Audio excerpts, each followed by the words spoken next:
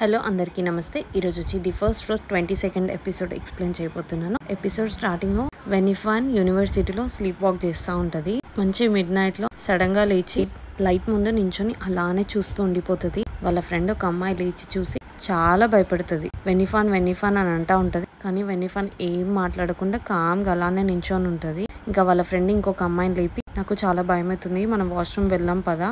వెనిఫాన్ ఇట్లా దయ్యం పట్టినట్టు అలాగే నించొని ఉంది, ఎంత పిలిచినా పలకట్లేదు అని చెప్పి భయంతో వెళ్ళిపోతారు. ఇంకా నెక్స్ట్ డే వాళ్ళ ఫ్రెండ్స్ అందరు కలిసి గ్రూప్ డేట్కి వెళ్తున్నారు. సో అబ్బాయిలు 4 members వస్తున్నారు, వీళ్ళు 3 ఉంటారు. సో వెనిఫాన్ అడుగుతారు, ప్లీజ్ రావా ప్లీజ్ అని చెప్పేసి అని అంటారు. జస్ట్ డిన్నర్కి అని చెప్తారు. ఇంకొక అమ్మాయి ఏమో, నైట్ అసలు నేను నిద్రే పోలేదు, మార్నింగ్ ఎగ్జామ్ ఉండే, నాకు ఓపిక లేదు, నేను రాను అనేసి అని అంటది. ఇంకా చిన్నగా అందరినీ కన్విన్స్ చేసి నలుగురు కలిసి ఇంకా అక్కడికి గ్రూప్ డేట్కి వెళ్తారు.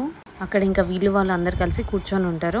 వాళ్ళందరికీ వెనిఫానే బాగా నచ్చుతుంది. ఇంకా అందులో ఒక అతను కొత్తగా రొమాంటిక్ మూవీ వచ్చిందంటే వెళ్దామా అని అడుగుతాడు. ఇంకో అతనేమో, మనం ఎక్కడైనా గేమింగ్ జోన్కి వెళ్దాం వస్తారా అని చెప్పేసి అని అడుగుతాడు. ఇంకా అందులో ఇంకో అతను, ఎక్కడైనా జాబ్ దొరికిందా, ఇక్కడ ఇంటర్ లాగా చేరుతున్నావా, మా అంకుల్కి ఛానల్ ఉంది దాంట్లో జాయిన్ అవ్వు అని చెప్పేసి అని ఇంకో అతను మాట్లాడతాడు. ఇంకా ఒక రేడియో స్టేషన్ ఉంది, మా అంకుల్కి తెలిసింది, నీకు ఇంట్రెస్ట్ ఉంటే నేను నీకు అందులో జాబ్ ఇప్పిస్తా అని అంటాడు.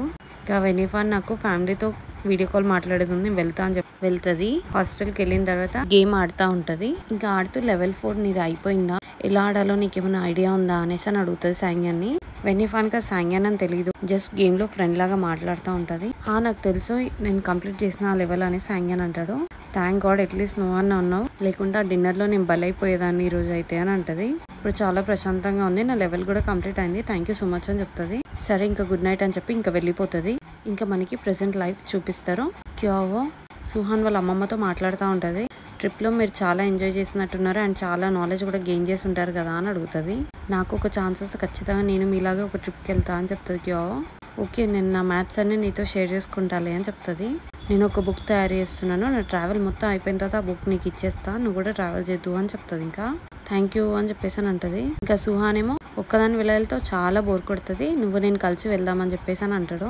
అంతే కదా అని అమ్మమ్మ అంటది. ఇంకా అమ్మమ్మని అడుగుతుంది, మీరు ట్రిప్లో ఏమైనా లోన్లీగా ఫీల్ అయ్యారా అని అడుగుతుంది. అంటే ఖచ్చితంగా, కాకపోతే ప్రతి ఒక్కరు లైఫ్లో ఒక్కరుండే స్టేజ్ అయితే వస్తుంది ఎప్పటికైనా. లోన్లీగా ఉంటే వాళ్ళే కింగ్ లాగా అన్నట్టు. ఇంకా చాలా నేర్చుకున్నా ఈ ట్రిప్లో నేను అనేసి అని అంటది. ఇంకా తాతయ్య అంటాడు, నువ్వు లేనన్ని డేస్ నాకు ఊరికి మధ్యరాత్రి మెలకొచ్చేది, చాలా పీడకలలు వస్తుండే, నువ్వు ఎలా ఉన్నావో ఏంటో అని చెప్పేసి ఊరికి ఆలోచిస్తుండేవాడిని. నేను ఇంకా ఛాన్సర్ మెసేజ్ చేసినావని ఇంకా అమ్మమ్మ అయితే కనీసం రిప్లై కూడా ఇవ్వకపోతుండే నాకు, అప్పుడు నేను డ్రైవింగ్లో ఉండే, అందుకే రిప్లై ఇవ్వలే అని అమ్మమ్మ అంటది. అయినా నువ్వు లేనన్ని డేస్, మన ఇద్దరం కలిసి ఉన్న డేస్ గురించి, అన్ని మూమెంట్స్ గురించి గుర్తు చేసుకుంటూ ఉన్నాను నేను అంటాడు. ఇంకా క్యో చెప్తుంది, మీ గురించి తాతయ్య మర్చిపోద్దని చెప్పేసి ప్రతి ఒక్కటి నోట్ డౌన్ చేసుకొని పెట్టుకున్నాడు, మీరంటే అంత ఇష్టం తాతయ్యకి అని చెప్తారు. ఇంక ఈ ట్రిప్లో నేను ఒకటి తెలుసుకున్నాను, నువ్వు లేకపోతే నాకు ఆ లోటు అనేది చాలా తెలిసింది అని అంటది. ఇంకా సుహాన్ అడుగుతాడు, ఇంత ట్రిప్లో మీకు ఏది బాగా నచ్చింది అనేసి అని. నేను వెళ్తుంటే మీ డాడీ మమ్మీ తమ్ముడు చచ్చిపోయిన ప్లేస్కి వెళ్ళినాను, అక్కడే డే మొత్తం ఉన్నాను, మీ ఇద్దరిని ఇంకా ఫోటోలో మీ మమ్మీ డాడీ తమ్ముడికి చూపించాను, మేము కూడా హ్యాపీగా ఉన్నామని చెప్పి, ఖచ్చితంగా వాళ్ళని కూడా ఈ రోడ్ ట్రిప్లో తీసుకొచ్చి మీకు చూపిస్తాను అని అంటది. 10 years అవుతుంది వాళ్ళు మనల్ని విడిచిపెట్టి వెళ్ళి, కానీ మన ఫ్యామిలీ మొత్తంలో ఒక్కసారి కూడా ఆ ఇన్సిడెంట్ గురించి మళ్ళీ డిస్కస్ చేయలేదు అనగానే సుహాన్, నేను వెళ్ళి ఫ్రూట్స్ కట్ చేసుకొని వస్తాను వెళ్తాడు. వాళ్ళ అమ్మమ్మ మాత్రం, వద్దు నువ్వు ఇక్కడ కూర్చోని అంటది. యాక్సిడెంట్ అయిన తర్వాత మొత్తం ఫ్యామిలీ అంతా కామ్గా ఉన్నారు, మనం కావాలని కూడా అవాయిడ్ చేసుకుంటూ వచ్చినాం ఇన్ని ఇయర్స్, ఇప్పుడు వాళ్ళు కూడా ఉండుంటే ఎంత బాగుంటుండే మన ఫ్యామిలీ అంతా అని అంటది. మనం ఇంకా అవన్నీ మర్చిపోయి ఇప్పటి నుంచి హ్యాపీగా ఉందాం అనేసి అని అంటది. ఇంకా వెనిఫాన్ ఏమో ఆఫీస్లో ఉంటుంది. తను ఇప్పుడు సాంగ్యాన్ వాళ్ళ ఫ్రెండ్ పెళ్ళికి వెళ్ళాలి. సాంగ్యాన్ కాల్ చేస్తాడు, స్టార్ట్ అయినావా అని చెప్పేసి అని. అంటే ఇప్పుడే బయటికి వస్తున్నా అని చెప్తుంది. ఇంకా కొత్త ఇంటిన అబ్బాయి ఉంటాడు కదా, అతను వచ్చి అడుగుతాడు, వెనిఫాన్ ఈరోజు చాలా బాగున్నావు, ఏంటి స్పెషల్ అనేసి అడుగుతాడు. అంటే వెడ్డింగ్ ఉంది దానికి వెళ్తున్నా అందుకే అని చెప్తుంది. ఇంకా ఇంటనేమో, నేను నీతో కింది వరకు వస్తాను, నీతో ఒక మాట మాట్లాడాలి అని చెప్పేసి అని అంటాడు. ఓకే సరే అని చెప్పేసి ఇంక ఇద్దరు కలిసి కిందికి వెళ్తారు. మీ ఇద్దరు ఇప్పుడు కలిసే ఉన్నారు, కాకపోతే నేను నీకు ఒకటి చెప్పాలి, నేను నీకు ఆల్రెడీ ఒకసారి సాంగ్యాన్ గ్రాడ్యుయేషన్ డే రోజు ఏం స్పీచ్ చెప్పినా కదా, అదంతా నేను జస్ట్ క్యాజువల్గా చెప్పిన. డిన్నర్ అయిపోయిన తర్వాత ఒక అతను సాంగ్యాన్ అడుగుండే, నేను చెప్పిన మాటలకి మీ రిలేషన్షిప్ ఏం గొడవలు కావద్దని చెప్పేసి అని చెప్తున్నా అని అంటాడు. ఇంకా all the best for your future అని చెప్పేసి అని ఇంకా వెళ్ళిపోతాడు. వెనిఫాన్ కూడా ఇంకా క్యాబ్ బుక్ చేసుకొని వెళ్తా ఉంటది. ఇంక ఇక్కడ వెడ్డింగ్ లో బ్రైడ్ గ్రూమ్ వచ్చేసి సాంగ్యాన్ వాళ్ళ ఫ్రెండ్, సో తీసుకొచ్చి అతను వీళ్ళందరికీ వాళ్ళ వైఫ్ ని ఇంట్రడ్యూస్ చేస్తాడనమాట. ఇంకా వీళ్ళందరూ కలిసి అమ్మాయికి హాయ్ చెప్తారు. చెప్పిన తర్వాత సాంగ్యాన్ ఫ్రెండ్ వస్తాడు ఈహే నుండి, ఏంటి మధ్య నీకు నాతో చాలా ప్రాబ్లమ్స్ ఉన్నట్టున్నాయని అంటాడు. నువ్వు చాలా హ్యాండ్సమ్ ఉన్నావనే కదా నాతో ఊరికి గొడవ పెట్టుకుంటావు అని అంటాడు. అయితే వెన్నీఫన్ వాళ్ళ కాలేజ్ డేస్లో ఫొటోస్ చూస్తుంది కదా, చూసినప్పుడు అంటది నీ ఫ్రెండ్ ఇంకా అంతే హ్యాండ్సమ్గా చాలా బాగున్నాడు అని చెప్పేసి అని. ఇంకా సాంగ్యాన్ అక్కడ ఉన్న వాళ్ళందరు ఫ్రెండ్స్ని అడుగుతాడు, మేమిద్దరిలో ఎవరం బాగున్నాం అనేసి అని అడుగుతాడు. అంటే చాలా మంది సాంగ్యానే బాగున్నారు అనేసి అని అంటాడు. ఇంకా వెన్నీఫన్ ఎక్కడి వరకు వచ్చింది అని చెప్పేసి అని సాంగ్యాన్ కాల్ చేస్తాడు. వెన్నీఫన్ ఇప్పుడే క్యాబ్ బుక్ చేసుకుంటా వస్తున్నా అని అంటది. ఇంకా ఇక్కడ ఒక అతను వెన్నీఫాన్ని ఫాలో చేస్తూ ఉంటాడు. ఇంకా వెన్నీఫాన్ ఇంతలోపు ఇక్కడ వెడ్డింగ్ కి రీచ్ అయిపోతుంది. సాంగ్యాన్ వెళ్ళి తీసుకొని ఇంకా లోపలికి వెళ్తారనమాట. ఆయన నువ్వు బయట ఎందుకు వెయిట్ చేస్తున్నావు, నేను వచ్చేస్తా కదా అని వెన్నీఫాన్ అంటది. తాగుతున్నావా అని వెన్నీఫాన్ అడుగుతుంది. గర్ల్ ఫ్రెండ్ ఉంటే తప్పదు కదా తాగడం సాంగ్యాన్ అంటాడు. ఓ అయితే నాకు బాయ్ ఫ్రెండ్ ఉన్నందుకు నేను కూడా తాగాలైతే అని వెన్నీఫాన్ అంటది. ఖచ్చితంగా అని సాంగ్యాన్ అంటాడు. ఇంకా వీళ్ళిద్దరు హ్యాండ్స్ హోల్డ్ చేసుకు రా అంటూ వచ్చేది చూసి వీళ్ళ ఫ్రెండ్స్ అందరూ షాక్ అవుతారు. అదేంటి రూమ్మేట్ తో ఇట్లా వీడు కలిసి వస్తున్నాడు అనేసి అని అనుకుంటారు. ఓ అయితే నీ గర్ల్ ఫ్రెండ్ వెన్నీఫానా అని అడుగుతారు. ఓ ఈమె గురించేనా ఇంకా నువ్వు మాకు చెప్పేది అని అంటారు. ఇంకొక అమ్మాయి నిన్ను చాలా ఫ్లర్ట్ చేస్తుందని చెప్పినావు, వెన్నీఫాన్ ఏదో ఒకటి చెప్పు అని అంటారు.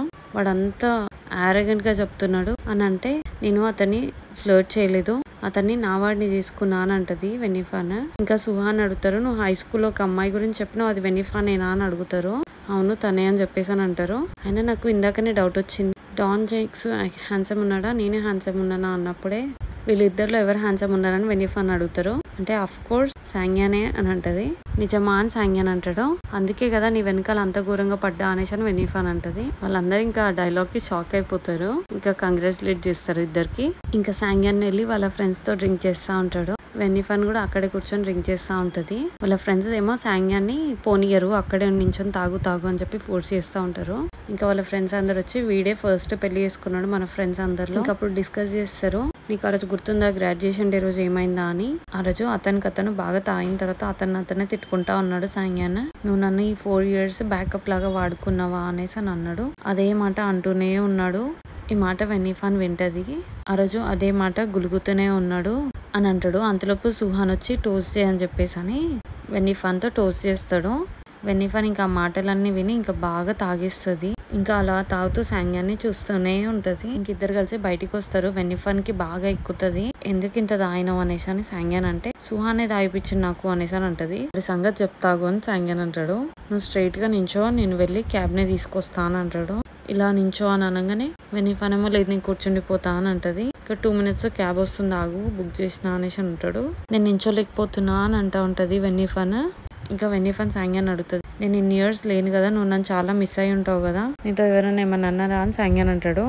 నువ్వు అసలు రెస్టారెంట్ ఎందుకు ఓపెన్ చేసినావు చెప్పు అనేసి అని అడుగుతుంది. నేను నీకు జాబ్ చేసి చాలా మనీ సేవ్ చేసి పెడతా, నేను నీకు హెల్ప్ చేస్తా అని చెప్తుంది. నువ్వెందుకు నాకు సపోర్ట్ చేయాలని సాంగ్యాన్ అంటాడు. లేదు నేను చేస్తాను వెన్నీఫాన్ అంటది. అయినా నువ్వు అక్కడున్న అమ్మాయిలందరినీ చూసి నవ్వుతా ఉన్నావు అని అంటది. తాగిన తర్వాత నీకు బాగానే గుర్తొస్తాయి ఇలాంటి అని సాంగ్యాన్ అంటాడు.